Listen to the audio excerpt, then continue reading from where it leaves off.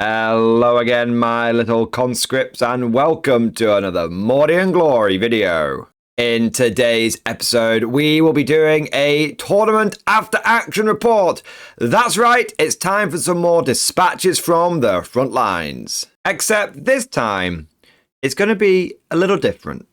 Rather than taking some spicy meatball into some meta competitive tournament, the event that I went to was a lot more casual, a lot more, dare I say it, fun focused, and it made for a truly unique and interesting gaming experience. And it's kind of opened my eyes a little bit to 10th edition and the current competitive tournament scene. And because of this, I was able to take a very different kind of army. And so join me on my adventure as I take a 3rd edition army list to a 10th edition tournament. And without further ado, let's fix bayonets and charge right into today's episode. You there, guardsmen! Do you like multi-part plastic sci-fi infantry that doesn't cost a kidney? Well, good news! The Mordian Glory channel is now officially sponsored by Wargames Atlantic. Wargames Atlantic sells fantastic sci-fi models which are perfect as alternative Imperial Guardsmen. This includes the Bulldogs, totally not Praetorians, or the Legrognards, which are totally not Mordians, Festorians, or Kriegers, all in one box. And the best bit is, Wargames Atlantic offers a bulk buy discount, and the more you buy, the bigger the discount. Perfect for amassing those huge platoons of guardsmen. So what are you waiting, you fool? Click on the affiliate link down below, get yourself some great models, and support the channel today. As is tradition, I want to start off by saying a few thank yous. First and foremost, I want to say a big thank you to the event organizer, Robbo. And this deserves a special mention, because this wasn't just any old event. It was actually a memorial/charity event for our friend Stu, who unfortunately passed away earlier this year. It was a really nice idea. Stu was a pillar of our wargaming community, as well as being a dear and close friend. And I think that he would have been really proud of the event that Robert put together. So many people turned up, people who hadn't played 40k in a little while, but they came out with their collections to just play a few fun games. And I think the spirit of the event was just perfect. So big thank you and a big well done for Robbo for organizing a great and meaningful event. I also want to say a big thank you to Element Games, who were the hosts and venue for the event. You guys have seen me do plenty of tournaments at Element. It's one of the best tabletop gaming spaces out there. So big shout out to them. And I want to say a huge thank you. I'm not going to say to my opponents, because there weren't really any opponents this time, to my comrades in arms, the people that I got to play against at the tournament. Every single one of them was fantastic, and I got to play 3 awesome games. But with all of that said, now let's get into the video proper, and we'll begin with the list overview. Now, as per usual, I have made a separate video getting into the nitty-gritty detail of the army list, and I'll make sure there's a link to that down in the description below. But I'll still give you a quick summary of it now. Essentially, I took the army list that you could find in the back of the 3rd edition Imperial Guard Codex. This was the expanding your army section, and there was a really cool article in the codex. You don't really see this kind of stuff anymore, by Nick Davies talking through about how he puts the core of his army together, and then he starts expanding it with elites and all that kind of stuff. And I saw that army list, and I thought, you know what? They used to play at 1500 points back in the day. I wonder how many points that list is now. And I put it together based on the latest 10th edition points, and it came out to, I kid you not, 1,450 points. It was so close. I mean, it's crazy to think about how much the game has changed, and yet the points are still kind of relatively similar to each other. Maybe that's what the balance team are doing, you know, they're just going back to 3rd edition. Maybe that's a secret sauce. Maybe that's on the case who's feeling a little bit more balanced recently. But I figured, well, I'll take that army. My last 50 points, I'll just chuck 5 Stormtroopers in, the old 3rd edition metal Stormtroopers that I've got. And bada bing, bada boom, we've got the army list. And I decided to go the extra mile and try and recreate the list as accurately as possible based on the pictures in the codex. And I also committed to using as many old metal 3rd edition models as possible, only using plastics where I absolutely needed to. And so for the first time in a long time, I ran with what was essentially a pure metal Mordian army. And it's been a long time since I got the metal Mordians out, so it was a real treat and a real opportunity to get those models on the table again. I did have to make some adaptations, because I didn't quite have exactly what was in the picture. For example, a lot of the Cadians featured in the picture have got plasma guns, but they never made an old metal Mordian plasma gunner. But I think we got pretty bloody close in the end. And so overall, my list consisted of a platoon command squad with a flag, a Voxcaster, an officer with a power fist and plasma pistol, and then we had a medic, and I had a melter gun.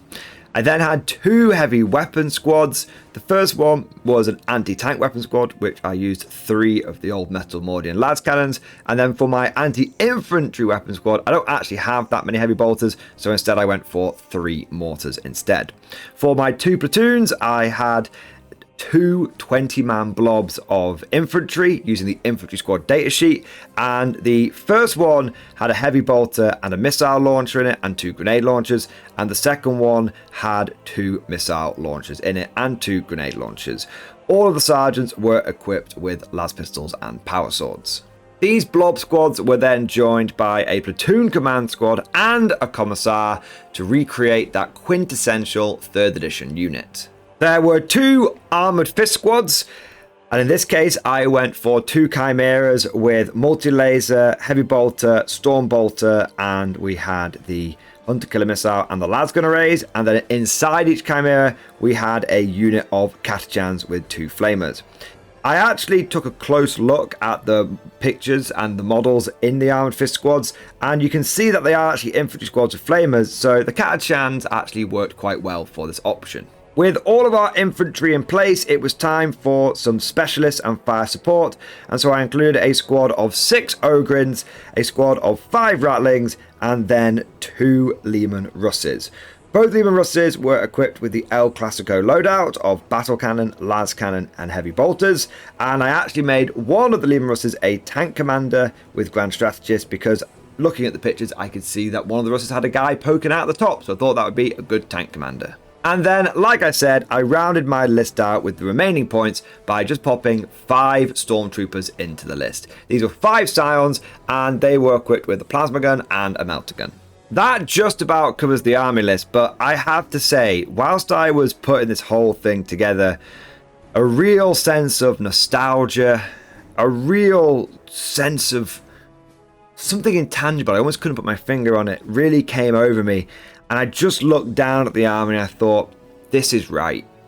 This feels like 40k. You've got platoons of guardsmen. You've got a couple of battle tanks.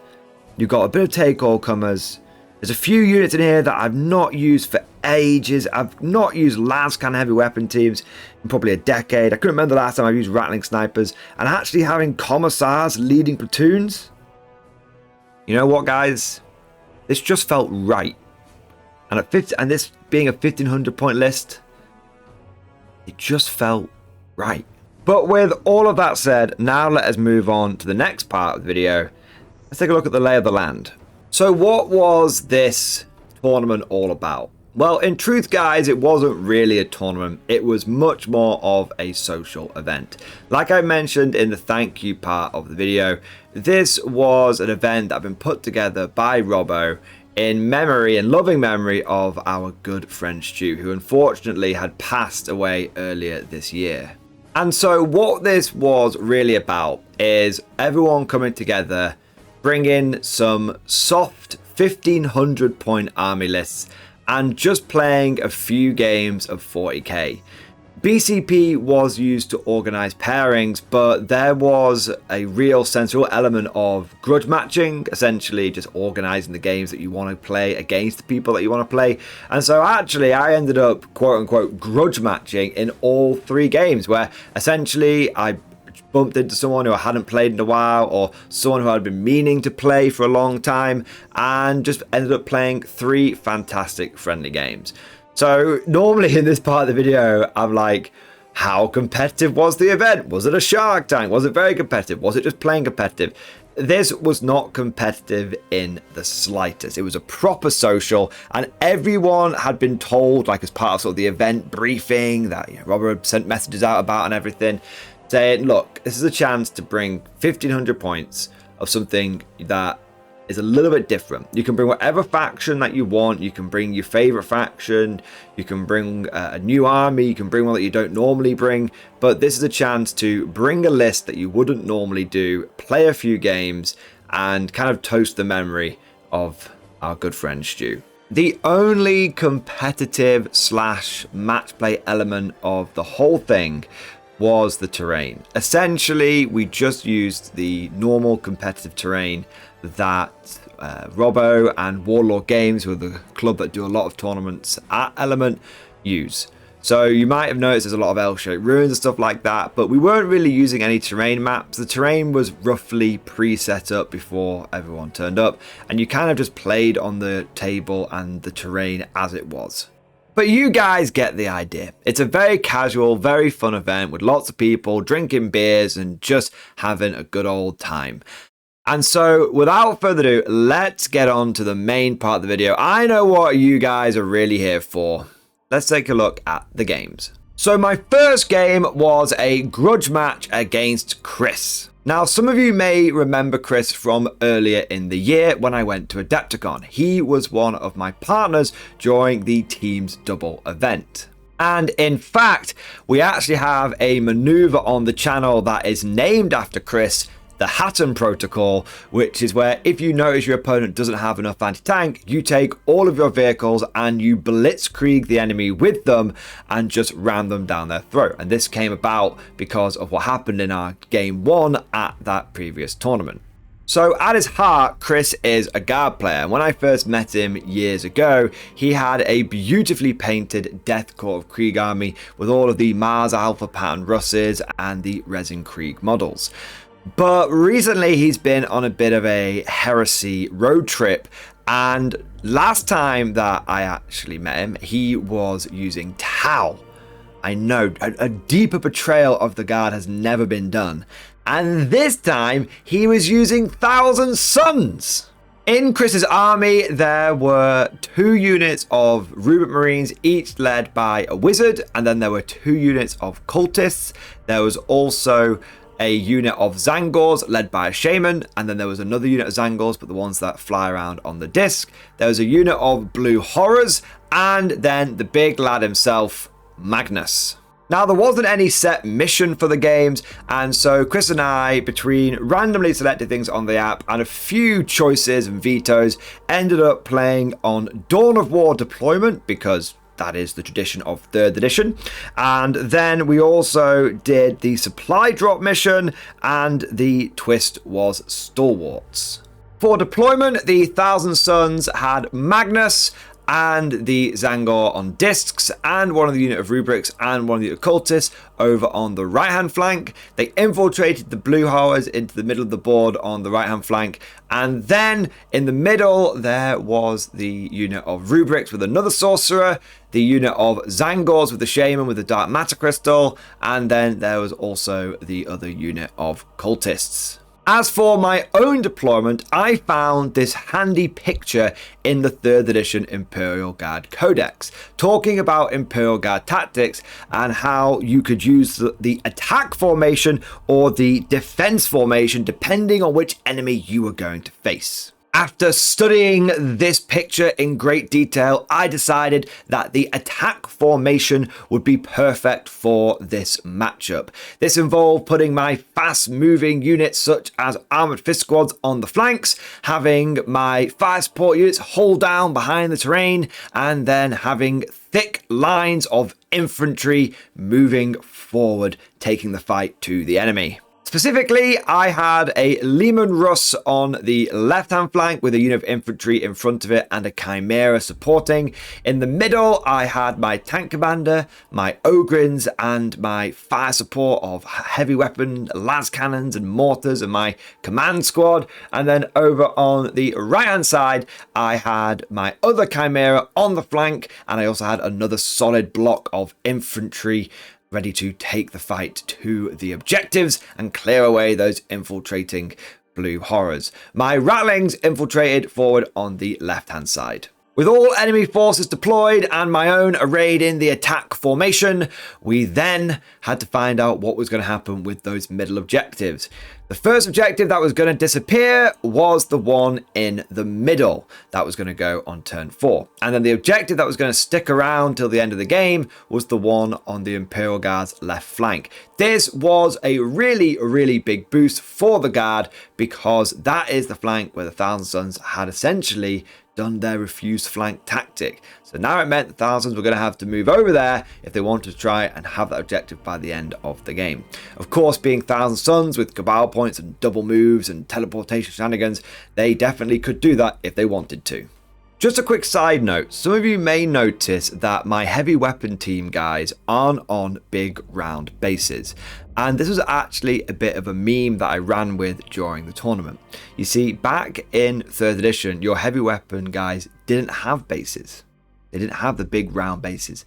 They just had the little 25 mils they were on, and the weapons were kind of just loose around them. And so in embracing the 3rd edition vibe of this list, I asked each of my opponents, was it okay for me to run the guys like this during the game? And every single one of them thought it was brilliant, and it had absolutely zero impact on the games or the situation any way, shape or form. It was just a little bit of fun. So I thought I'd mention it in case anyone gets a little confused when they see like rocket troopers and las cannons but not on a 50 mil base. But that's enough pre-game preamble, if you will. Let's get into round 1. So Chris and I roll off to see who's going to get the first turn, and the Guard managed to seize the initiative. I like to think it was because of the attack formation. We were ready to go. My turn 1 is pretty quick. I scout move my Chimera on the right flank forward, and then I disembark the Kachans in there. I actually go for a turn 1 charge on a unit of enemy cultists on the right flank, which had also scout move forward. After some furious fixed bayonets, which I actually was able to do thanks to the attached commissar, we were able to send 8 of the rapscallions back to the warp from whence they came. Drive them, men, drive them! Also on the right flank, my platoon moved forward, and thanks to a take aim order from the attached platoon commander, we were able to wipe out the blue horrors, although we did need a little bit of fire support from the Chimera. As for everywhere else, the Ogrin moved towards the middle of the board, just starting to put a bit of pressure on that middle objective. And then over on the left-hand side, we just generally moved and advanced and moved forwards, getting on to the left-hand objective as well. Then it's time for Thousand Sons turn 1. In the mid, a unit of cultists push forward onto the central objective. But the main event is all on the right flank.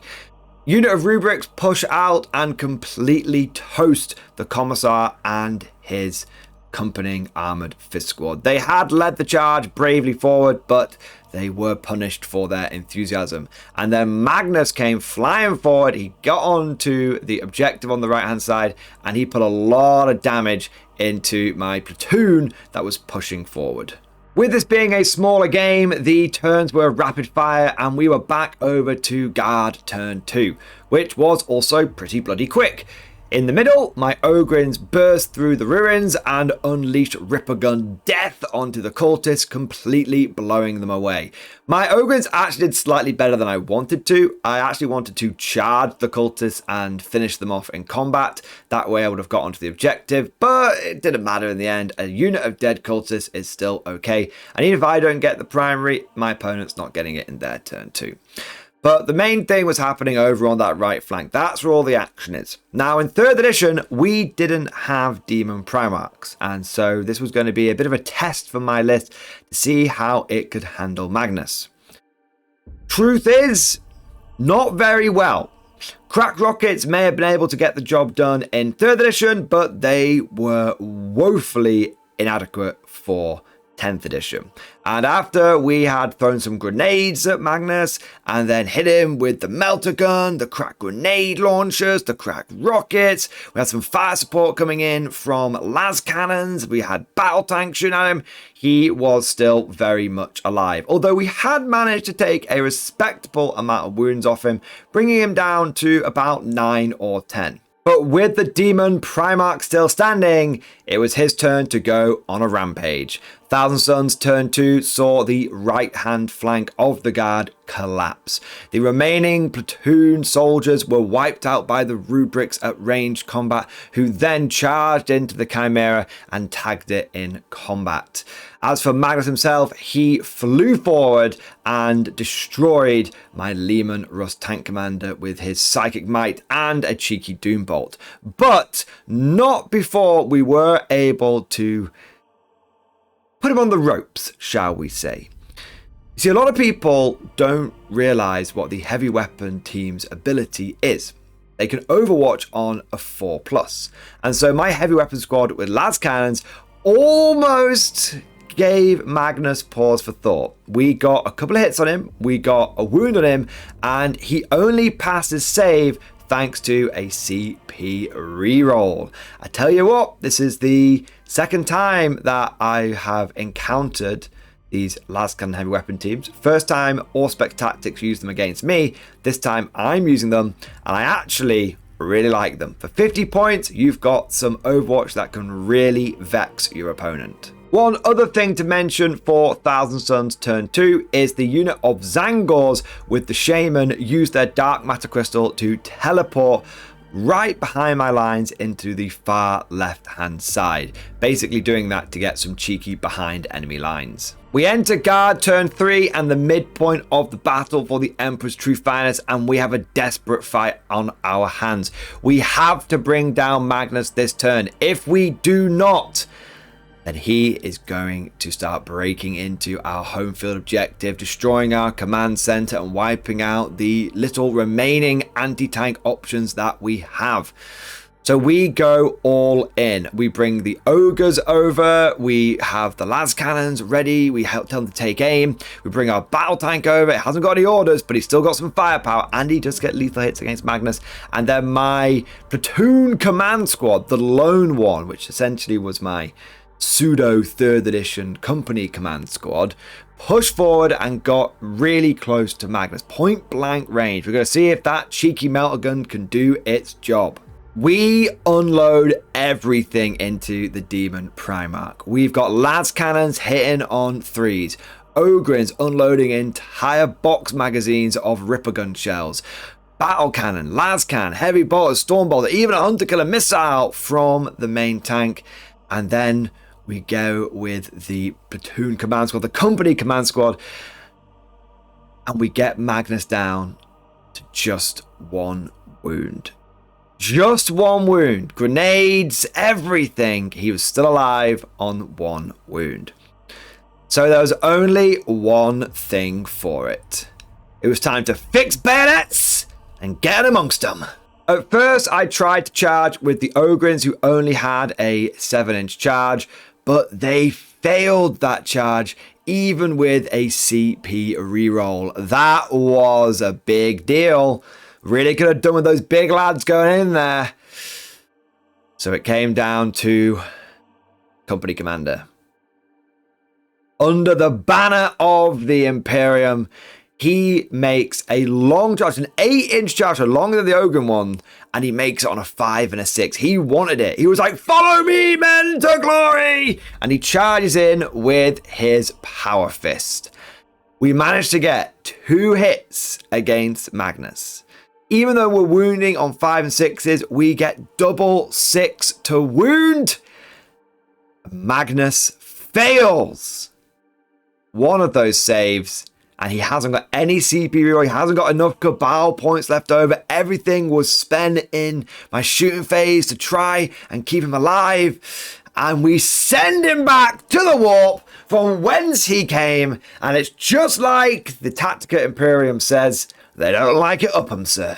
But that wasn't the only bayonet charge of consequence this turn. Over on the left-hand flank, I had moved my platoon back and had managed to get a few guys with line of sight onto the Zangors that had teleported into the backfield. After a volley of lasgun bolts cut down 3 or 4 from the squad, the Commissar ordered fixed bayonets. Didn't literally order fixed bayonets, they had move on them, but visually, aesthetically, narratively, whatever you want to say, he told them to fix bayonets and they charged in. Now the Commissar was able to kill one of the Zangors, his Scholar Progenium training proving its worth, but unfortunately the Sergeant of Power Swords and my platoon commander and all the bayonets struggled to make their mark, and we actually ended up taking quite a few casualties in return. But through pure attrition, we were starting to grind our way through the Birdmen of Tzeentch. Going into turn 3, things did not look good for the Thousand Suns. Their Demon Primarch was down and their backfield teleporters had been contained. However, they still made a bit of a go for it. They picked up plenty of points thanks to some decent secondaries, and they were also able to destroy the Chimera over on the right hand side. However, the other Chimera, you may have forgotten about my Armored Fist squad. It had just been working its way forward turn after turn and was now getting in a position to threaten the Thousand Suns home field objective. So they came out with a unit of rubrics, and also that rubric squad had a wizard attached to it, and they unleashed everything into the Chimera, but thanks to some smoke being popped, they only managed to do about 4 wounds to it. The combat over on the back left between the platoon and the Zangors continued. In my opponent's command phase, I had spent a CP, so the Commissar could issue the order fix bayonets properly this time, and this made a really big difference, cutting the Zangors down to just 2 models and the attached Shaman. But going into turn 4 for the Guard, this kind of finished the game. It wrapped it up. My remaining battle tank, my Armoured Fist squad, my Scions, which had deep struck down earlier against Magnus, and also my Ogrins were able to wipe out the rubrics holding the enemy's home field objective. They'd come out to go after the Armoured Fist squad, remember?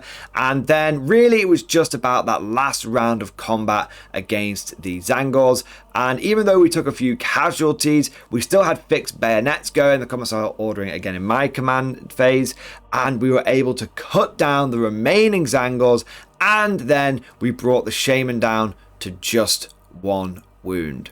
With only the 1 wound Shaman and a single squad of 5 rubrics, now facing off against a battle tank, a fully operational Armoured Fist squad, I had Stormtroopers, and I still had my Ogrins, me and Chris called the game there. And it did end in a victory for the Emperor's true finest, his Imperial Guard. But with game number 1 down, it was time to go straight into game number 2. And this time, I was playing Marcus and his Astral Claw Space Marines.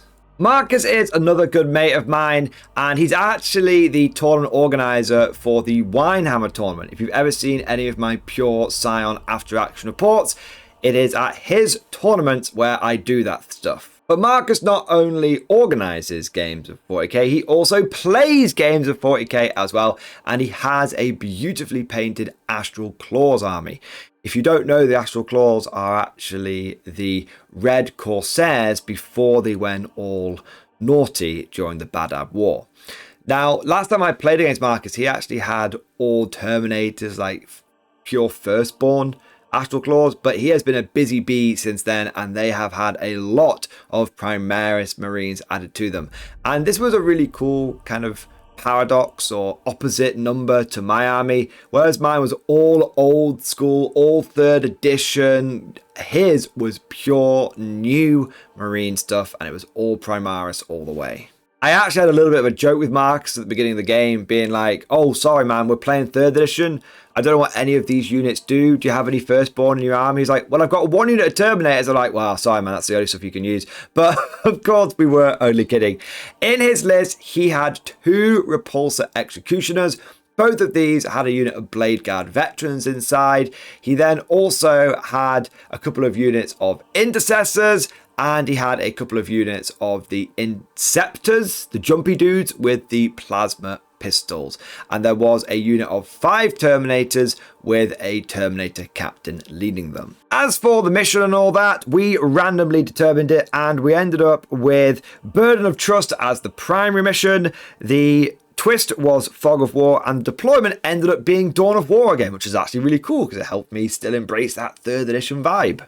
Speaking of deployment, I once again adopted the attack formation. I did think about going for the defense formation, but I figured that I wanted to be pushing forward onto those objectives. And so taking the fight to the enemy had worked well against Thousand Suns. We'll try and embrace that meme again going against the Space Marines. For my deployment, I had a Chimera, the unit of Ogrins, and a platoon over on the left-hand side. And then in the middle, I had another platoon with my command squad and my mortars. And then over on the right-hand side, I had an armored fist squad, both Lehman Russes, and I had my heavy weapon squad with las cannons. I also infiltrated forward my Rattlings a little bit over on the right-hand side. In truth, I could have just done the exact same deployment as I did last time, and that probably would have made a bit more sense. I definitely overloaded slightly too much with my infantry on that left-hand flank, but I just wanted to mix it up. I just went for a deployment that was very different to the last one, for a bit of variety and for a bit of fun. As for the Space Marine deployment, they had a unit of Intercessors on the right-hand flank, a unit of Intercessors on the left-hand flank. They had both Repulsor Executioners in the middle with the Blade Guard inside. And then we had the Terminators with the Captain in reserve, and we had both units of Jumpy Dudes in reserve as well. With everything down, we roll off the first turn, and Marcus gets turn number 1. I did have a couple of cheeky scout moves, and I just pushed both of my Chimeras forward, taking advantage of the line of sight blocking terrain on the left and on the right hand flank. But I'll stop interrupting the Marines on their turn 1. It was actually pretty quick because most of my stuff was hidden and the Space Marines couldn't see much. They brought both Repulsor Executioners out, bringing them forward, starting to put pressure onto the middle of the board. And then they pushed forward with both units of the Intercessors as well, getting onto the left and the right flank objective. But with nothing to see, it goes straight over to the Guard turn 1. And we sense an opportunity to strike whilst the iron is hot and to push forward and take the fight to the enemy. On the left-hand side, I form my infantry into a tactical column, and they advance up behind the armoured bulk of the Chimera and the armoured fist squad, leading a direct spearhead down that flank. I also move forward with my Ogrins and my other platoon over there. As for the Intercessors on that flank, well, they didn't last long in the face of Ogren Ripper guns, Chimeras with firing deck, and a whole platoon of infantry coming down that left flank. On the right hand side, I was able to take out the other unit of Intercessors as well, using the Rattling Snipers and also the Armoured Fist Squad led by the Commissar, and also the Chimera itself, and a few cheeky grenades. We were able to take out that unit of Intercessors. But the biggie, and I have to say it was wholeheartedly unexpected, was the destruction of the Repulsor Executioner on the right hand side. I brought forward both of my Lehman Russes. I was able to draw a line of sight to the Repulsor, and I unloaded everything into it. Now, for some reason, I thought this thing had a 2-up save, but apparently Repulsors have only got a 3-up save. So even though this thing was in cover and I was only hitting it with AP-1 battle cans and stuff, it actually took a huge amount of damage from the Lehman Russes. And then my heavy weapon squad with las cannons moved forward, and they had take aim on them. They were hitting on 4s, and they managed to get 2 hits and 2 wounds on the Repulsor Executioner and were able to destroy it. It failed both of its 5-up saves and was just wiped out. However, the Blade Guard were not affected by the destruction of the repulsor because they had actually disembarked during the Space Marines turn 1, so they could go onto home objective and start guarding it as part of the whole burden of trust thing. In truth, this did secure the right flank, and there was no enemy Space Marine units that were actually left over there. But do not get the wrong end of the stick. These guys were definitely not out of the game at all. And Space Marine turn 2, Astral Claw turn 2, I should say, saw them come in and deliver a punishing blow against my guard forces. Firstly, the Blade Guard in the second Repulsor Executioner that was coming down the left flank got out, and they were able to charge into the Armored Fist Squad and the platoon, tagging both of them and doing serious damage to both. You might be wondering, how did they charge the Armored Fist Squad? Surely that was inside the Chimera. Well, sadly, they were not in the Chimera because the Chimera had been blown up by the Repulsor Executioner itself. That meant that not only was a platoon tied up and had taken some casualties, and my Armored Fist Squad had been tied up, but I'd also lost my maneuverability over there, and things went from bad to worse when the Terminators and one of the Jumpy Dude units came down on the left flank as well, and were able to do a lot of damage to my Ogrins, and then they charged, not the Jumpy Dudes, the Terminators, made a 9-inch charge into my other platoon on the left hand flank, tying that up as well. By the end of Space Marine turn 2, by about around 2 I should say, I might be in control of the right flank. The Marines were chopping down and chowing down on the left flank, and the Guard were in a bad way over there. In turn 2 for the Imperial Guard, I muster a desperate counter attack.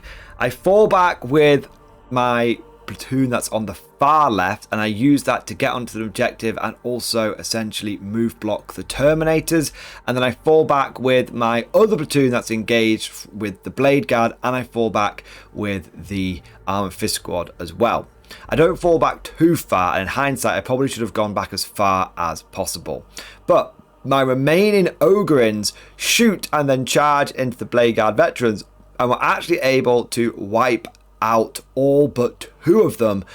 That goes to show the power of those big lads, with those Ripper guns firing at AP2 when they're shooting at the nearest visible target, and the fact they can just get stuck in combat as well.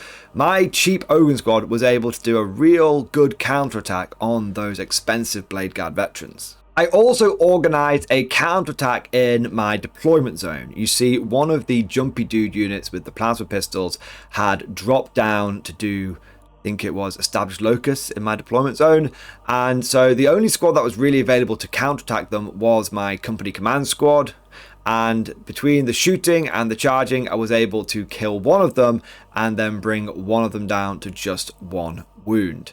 That was really it for my turn 2.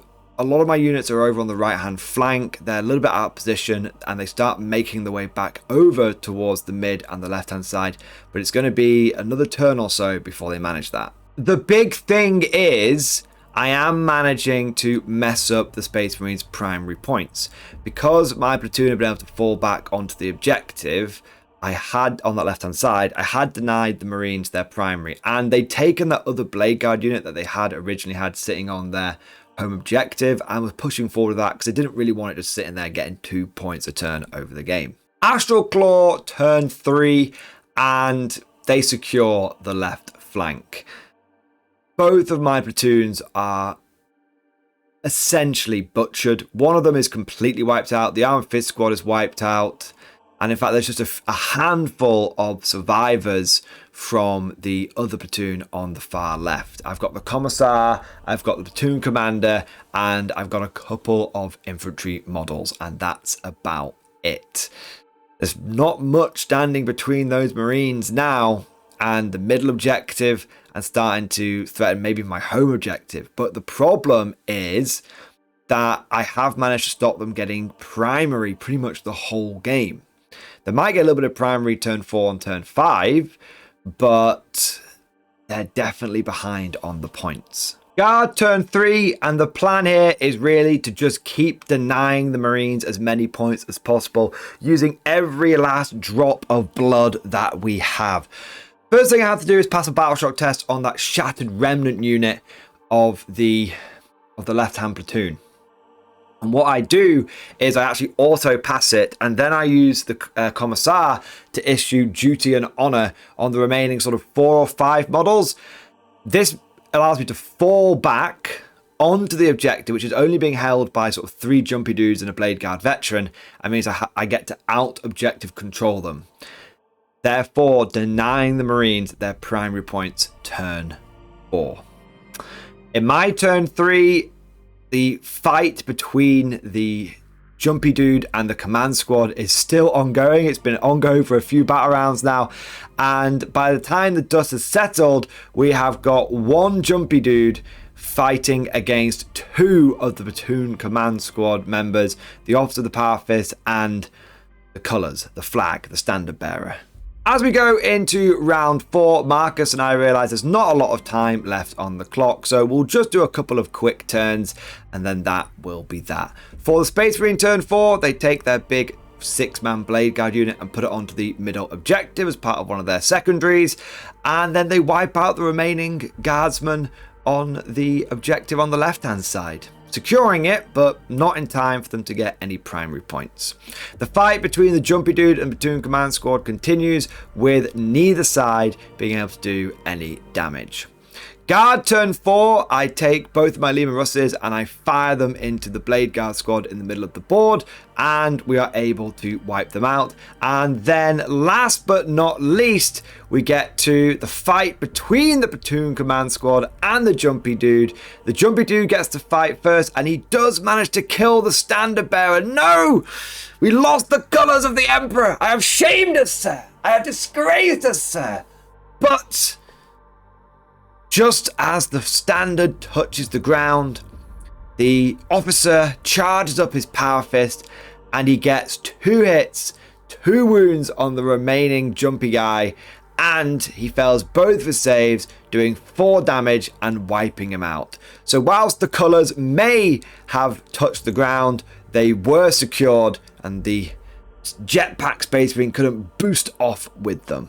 With the end of round 4, we get to the end of the game, and whilst both sides have got a pretty equal amount of secondary points in the bank, it is thanks to the primary game of the Guard that we were able to secure the victory, with 38 points to the Astral Claws and the gentleman's score of 69 points to the Guard. To give you an idea of how close the secondary game was, I had 27 points and Marcus had 26. So all of the remaining difference in points came down to literally primary points.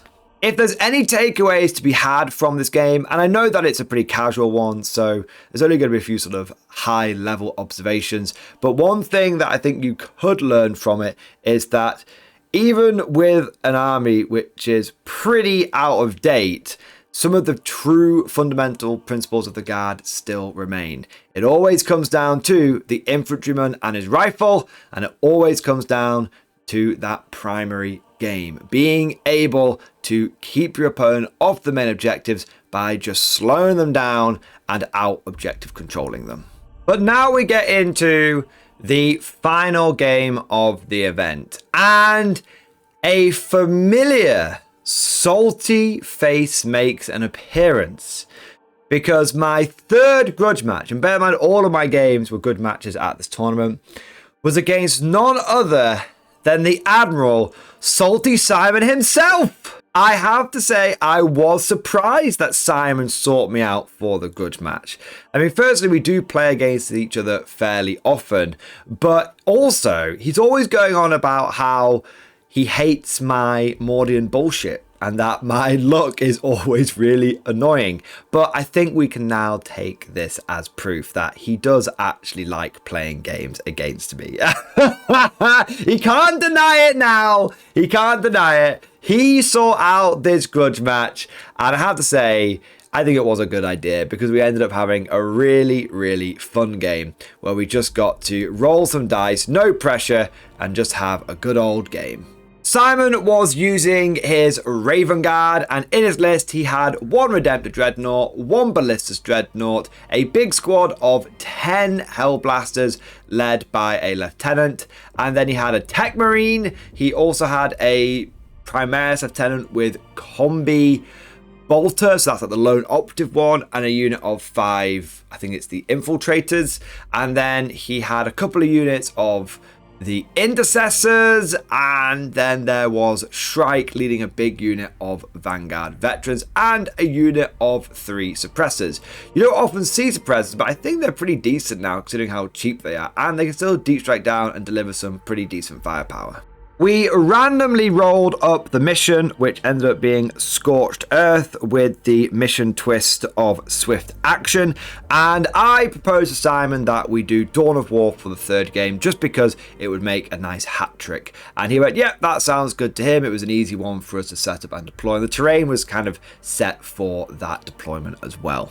As for the deployment, Simon went heavy on the left flank with his Ballistus Dreadnought and his Redemptor and Tech Marine, plus a unit of Intercessors and the big unit of Hellblasters over there. In the middle, he had his Primaris Lieutenant with Lone Operative and the Infiltrators on his home objective. And then over on the right-hand side, he just had his Intercessor unit and his Suppressors, and the Shrike squad was in reserve. As for my deployment, I went for something similar to the first game, where I had a platoon on the left-hand side and a Lehman Russ, and in the middle I had my Ogrins, my fire support, heavy weapon teams, and another Russ, and then over on the right-hand side I went for both Armoured Fist squads and the Rattlings and a platoon. This was a little bit of a variation on the classic attack formation, which up until this point I'd been sticking to pretty rigorously. Small side note, I was a little disappointed that I didn't manage to make use of the defense formation. Trust me guys, I did keep an eye on it throughout the entire event, but as it turned out, most of the armies that I played, whilst they had a bit of combat, they weren't completely combat focused, and it seems like the attack formation was more of a better take all comers formation, and the defense formation in the Codex was definitely something I would have utilized if I had faced off against World Eaters or something like Orcs, something that's going to come at me very quickly. I'm going to need those picket lines of infantry. With everything deployed, we roll off the first turn. Now Simon says he really doesn't want to get the first turn, he wants me to have to make the first move.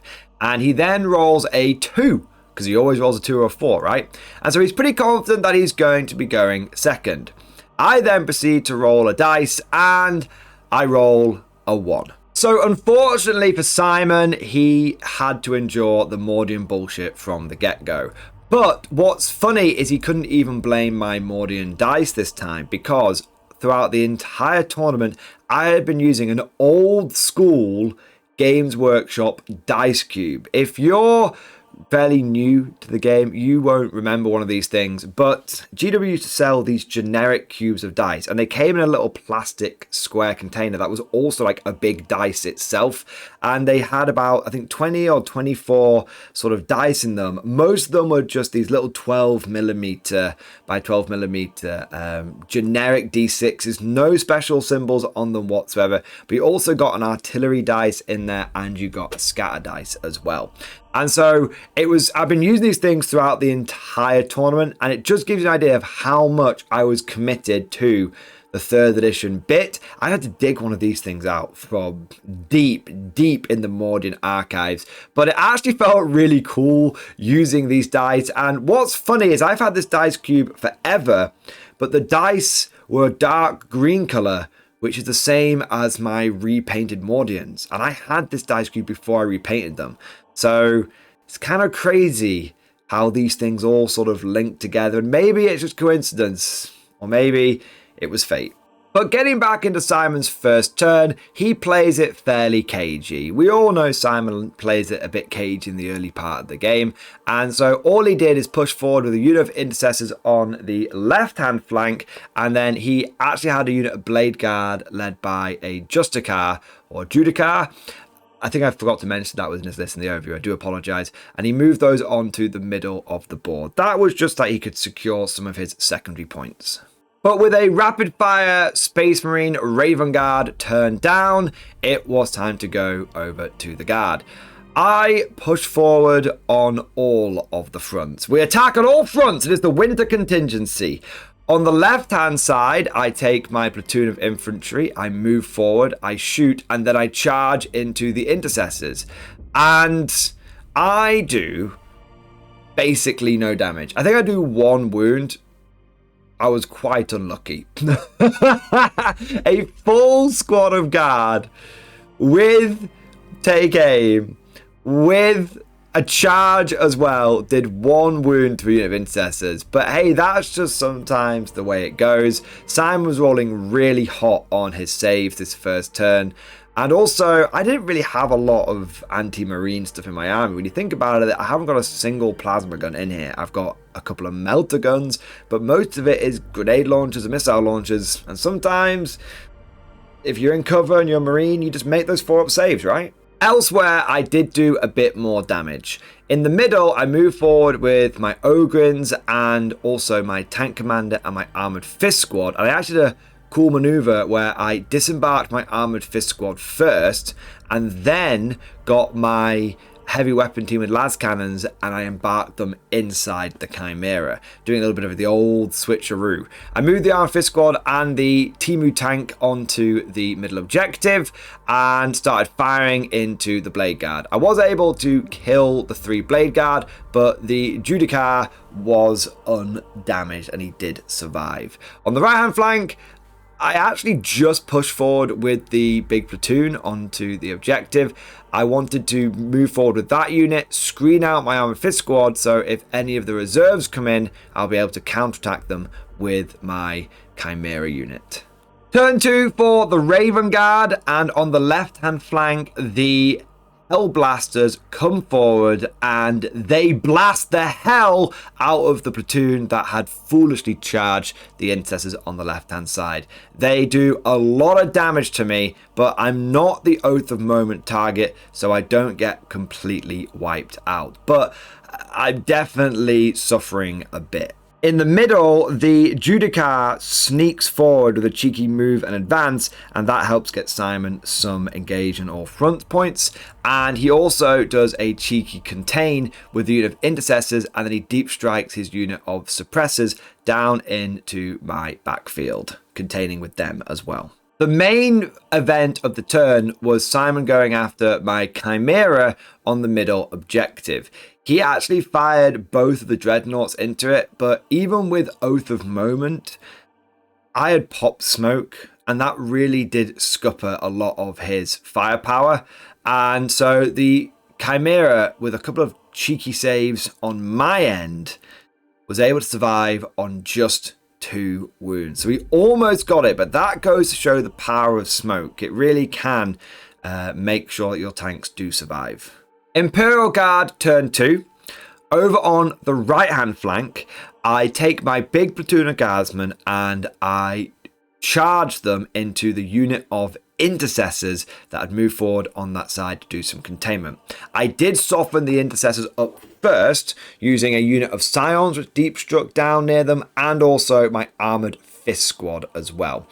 Despite all of this firepower, Simon still rolled really well on his saves, and he ended up with, I think, the Sergeant still being alive. I was able to finish the Justicar off with my 5 Rattling Snipers. They've not really done much tournament, but they moved forward, fired into the Judicar, and were able to actually just kill him. Really nice having damage 2 on those sniper rifles. And after they fired, they scarpered back behind some line of sight blocking terrain. I also took my backfield platoon / company command squad and I moved them out and I shot, and then I tried to charge the suppressors, but unfortunately I didn't quite make the 5-inch charge, just rolled a double, I think it was a double 2. I even CP rerolled it and still failed it. And so I was able to kill one of the suppressors at range, but I wasn't able to finish them off in combat. I did a whole bunch of screening in the middle of the board using the Armoured Fist Squad and then having the Ogrins ready as a second line and all this kind of good stuff. But there wasn't a lot of damage going on over there. And really, where my main damage was being done was on the left-hand side. I had a cheeky battle tank that poked around the corner of one of the ruins and was starting to get into a firefight with the Hellblasters. They were in cover, my battle tank didn't have any orders, but thanks to the 4 rerolls to hit, I was able to still kill about 4 or 5 of the Hellblasters. Simon didn't roll very well on their fire on death, and any shots that did come through pattered off the hull of the Leman Russ. Turn 3 for the Raven Guard, and Simon goes for a big push into the center. He brings both Dreadnoughts forward there, and he deep strikes down Shrike's squad. He unloads firepower into my Chimera and manages to kill it, and he puts a little bit of firepower into my Leman Russ as well, but isn't quite able to take out that tank commander in the mid. I think I actually survive fairly unscathed, to be honest. The Hellblasters over on the left-hand side get into a firefight with the Russ, and they're able to actually bring it down to about 9 wounds. Not bad, considering they'd lost a fair number of them. And the Suppressor at the back does a bit of shooting into my command squad and manages to kill one of them. And then the final Intercessor over on the right-hand side fell back, but he wasn't long for this world. He ended up dying in my turn 3. The big thing was Shrike's unit needed to make a 9-inch charge, and they failed it, even the CP reroll. And that meant they were kind of stuck out in the open, and that's not a good place to be when you're in front of a lot of guard firepower. My turn 3 was actually really straightforward. The Rattling Snipers and the platoon/company command squad finished off the suppressors in the backfield. I also finished off the Intercessor on the right hand side, and my battle tank wiped out the remaining Hellblasters on the left hand side. The big fight was in the mid, and I managed to get my Ogrins and my Armoured Fist squad within 12 inches of Shrike. This meant that I could target him, and the Ogrins were within rapid fire range with their Ripper guns as well, and then between them and the grenades from the Armoured Fist squad, and then the flamers and the lasguns of the Armoured Fist squad, we were able to bring down Shrike and his unit of Vanguard veterans. As we enter the final couple of turns for the game, it becomes obvious that both armies are going blow for blow, but in that situation, the Guard are going to come out on top because we have got the numbers. And going into turn 4, the Raven Guard had a 5-man squad sat on the home objective. They had a 5-man of Intercessors on the left-hand flank, and they had the Dreadnoughts, and that was really it. And the Guard still had a big platoon of guys over on the right-hand side. We had an Armoured Fist squad. We had both of our Leman Russes. We had another Armoured Fist squad that was screening out. And even though we'd lost one of our blobs, we had been able to use reinforcements on it to bring it back. Simon goes for one last big push, and he is actually able to wipe out a lot of my infantry in the middle, my Ogrins, my heavy weapon team, and also the screening infantry squad, the Catachans, using the 2 Dreadnoughts, but that is about it. And when we go into the Guard turn, my reinforcing platoon plus the Armoured Fist squad on the right hand side that had worked its way round, plus the Scions, wipe out the units that Simon has holding his home objective. Between that and the fact that Simon had burnt the objective on the left hand side, and it meant that he didn't really have very much in terms of primary points. We quickly talk out the last turn, just doing a few dice rolls where the key matters are, and by the end of the game, the Imperial Guard have managed to kill the Raven Guard down to just a couple of Dreadnoughts and a Tech Marine. We totted up the final points, and it came to a comfortable Guard victory, 92-70, but not a smashing by any means, and the Raven Guard had definitely acquitted themselves honourably. And so we get to the end of the last game, we get to the end of the day, and my 3rd edition Guard army had managed to go 3-0 and go undefeated. However, there were no true rankings in this event, and there was no sort of final placement or anything like that. Like I said, it was much less of a tournament, and it was much more of a social event and a good chance to get 3 games in and honour the memory of a good friend to all of us. But even so, there were definitely some really great insights and lessons learned from this whole thing. The first thing to mention is that it felt so good running my old 3rd edition metal models, and it was so cool being able to use a classic army list from a codex that was written just so many years ago. I think this old guard codex from like 1998 or something crazy. So it was a ton of fun being able to put something to play that I've been looking at since I was a kid. And running this army just felt right. It felt very Imperial Guard. Sure, there were some pretty decent elements to it. We had lots of infantry and we weren't short on firepower, but we also had a lot of fluffy things in here. Taking a single unit of mortars is definitely not competitive, and having 3 commissars in the army is not something you would often see. But speaking of the commissars, again, it just felt right. Like morally, like in my core, it felt right seeing platoons of guardsmen pushing forward with the commissars.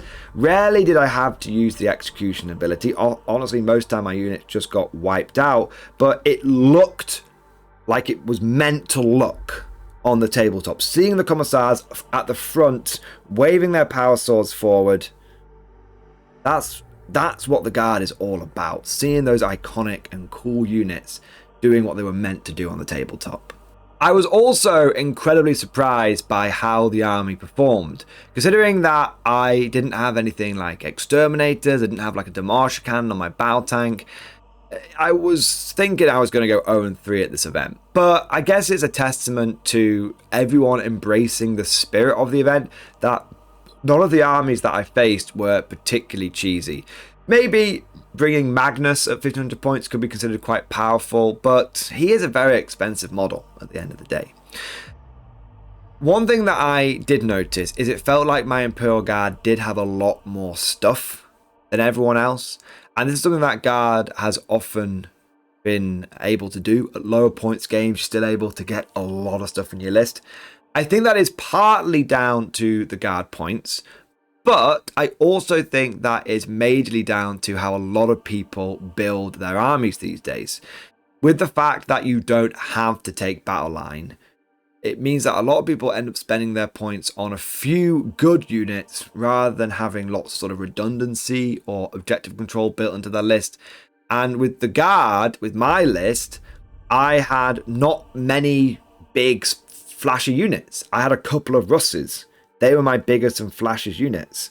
Maybe you could say Ogren were a bit of a treat, but they're only 120 points these days, and they're not overly meta.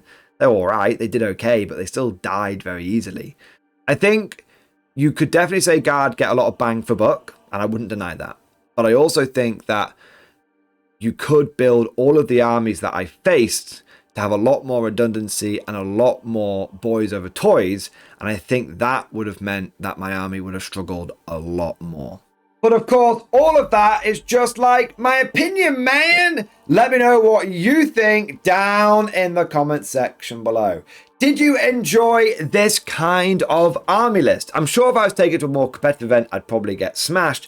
But if you did enjoy this kind of army list and you want to see me try and take something like this, some other old school army lists to other tournaments, then let me know. And I'm happy to do this with other Guard army lists if you've got other examples that you can point me to, or even for other factions as well. And if you want to make sure you don't miss those future after action reports, then make sure that you are subscribed to the channel. And if you enjoyed this video, as always, smash that like button to boost it with the old YouTube algorithm.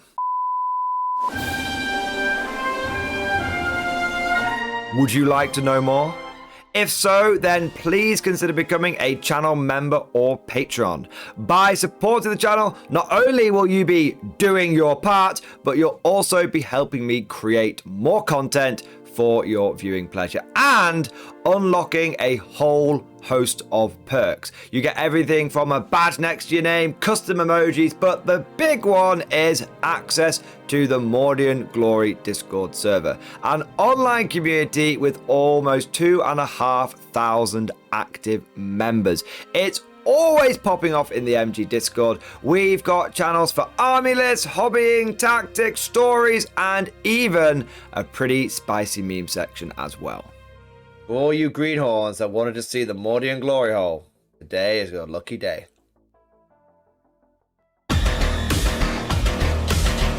And joking aside, I do want to say a massive thank you to all of the current channel members and patrons.